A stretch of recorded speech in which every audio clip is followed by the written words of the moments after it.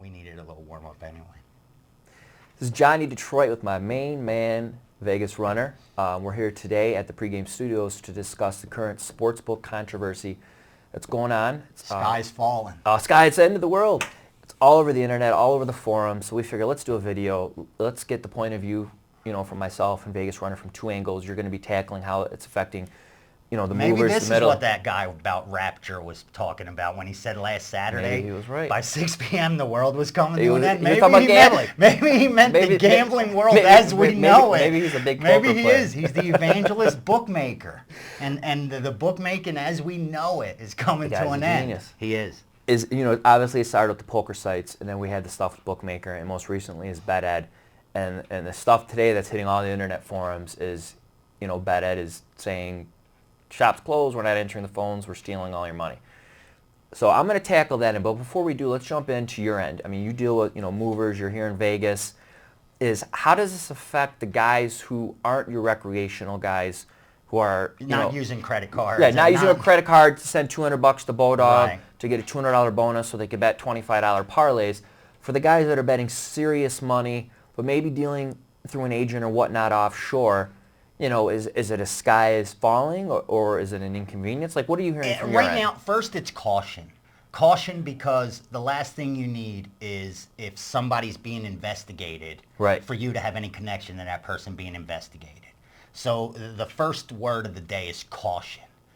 First understand what's going on. Because as far as domain seizures, that happens every single day. Right. It's not just gambling. The government seizes domains every day. There's like a domain department that's what they do. They scour the internet and they seize domain names.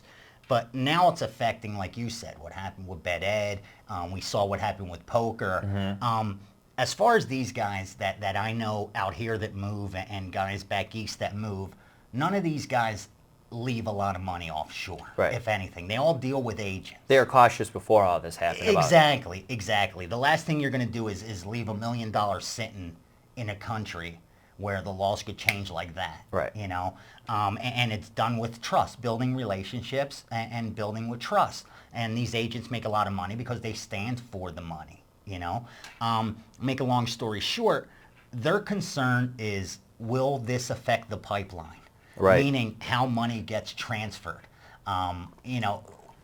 We always say here in Vegas, it's really tough to get money out here. I remember when I was a runner, always saying, I'm dry. When it was a bad month, bad 2 months of running, I was always dry. Get us money out here. Because we're out here on the West Coast, and more or less what we have to deal with is California, it's more difficult to get money funneled out here than it is on the East Coast. You guys have New York, where you're at in Detroit, Chicago, down Florida. So that pipeline going into the Caribbean is wide open. Here, we're waiting for that. And the concern is now it was difficult enough getting it all the way here. Now is that pipeline going to be even tougher to maneuver? Do you think, and this is a hypothetical, do you think that we're going to go back and maybe some of these guys, like you said, are going to be concerned, if they have their 200 players in with some offshore, that the pipeline's going to go bad or the domain's going to get seized, and then they're stuck, that they say, you know what, I'm just going to put in the hours, I'm going to start going back to the old school phone? Or do you think that there's no way after players like who are doing half times or live betting could ever go back to a guy? Maybe the guy who's just betting Monday Night Football could live with that, but your guy who's grown up or been groomed with the way betting is now, for example. That's the key. Guys like you and me, we're used to that old school. Like, I was used to getting a rundown 10 times from the same guy and having to do that through multiple people. JD, in the Detroit area, the way these things are, the JD key rotation books, and you'd call with the rotation numbers. Give me the rundown. Game 216. And I remember some guys actually, they hated booking baseball because they couldn't figure out the math to do the parlays, where now, people could bet all these weird sports because of, the sports book actually does the math for you, and it's changed so much. And that's where even like the term courtesy bet came from. We would have to give courtesy plays because books were getting pissed. You can't tie up my lines with keep getting a rundown to see if I have any changes. Exactly. So we would try to work middles and try to earn just to give courtesy plays. So I can't see this generation going back to the phones because they're just different than us. You know, I mean, they don't even read the newspaper. You know, I mean, they get their news from the internet. Yeah. So it'll be pretty hard for them to do that. I don't think it's going to work. I think for your bookmaker that has a smaller operation that maybe has his players for the last 25, 20 years or so, he may be able to do that. Your corner guy that has them same 20 people, and before he put them online because it was a they're calling convenience. into the phone. Yeah, now I could see him doing that. But your bigger operations, I don't see them doing that. Instead, I think they're going to have to try to figure out a way to continue to use it online, but not have to put themselves at risk by having the service like that pipeline that's being investigated right now. The bottom line is government needs money. And when you need money, you go after your easiest targets. There's a guy, I had a meeting one time, I was talking to a former IRS agent. They considered the bookies lay-me-downs because if they went in and they busted a drug dealer, you had pit bulls, you had guys with tattoos on their necks with an AK-47. Who it was like their third strike, you know what I mean? They're going down swinging. He told me a story one time is, the guy must have been tipped off, they kicked in the door, and, those fat old white dude sitting on the couch, he had coffee waiting for him. That's the bookmaker. Yeah, we were told, we had the biggest place that worked had a wall with a magnet. And I don't even know if this works because we never had to test it, but one wall was a magnet and you just had to press eject and supposedly toss your tape on it because we taped every call that came in. And we were told to just pour water on the paper. Everyone had a big cup with water and pour water on the paper, throw your tape against the wall. Supposedly that's going to erase it. I don't know if it worked. I never had to test it. And just relax. Like nobody do anything stupid because it's just bookmaking. Exactly. It's just gambling. Final grade, from what you're hearing from more of the street guys, sky's falling, just an inconvenience, or somewhere in the middle? This is an inconvenience, but extreme caution because it's federal. At the state level, it's beatable. But when federal gets involved, they have a 99% conviction rate. You know what I'm saying? When feds decide to come after you, they're coming after you because they have something. Right. And most of these big operations, most of these street guys are sharp enough to understand that concept that now that the feds are involved, this isn't at the local level, at the state level. This is the federal level. They don't want anything to do with that. So if anything, they're proceeding with extreme caution and want to cut all ties until this blows over. If anything, let them deal with it. They went offshore to make all that money. Right. You got to deal with it.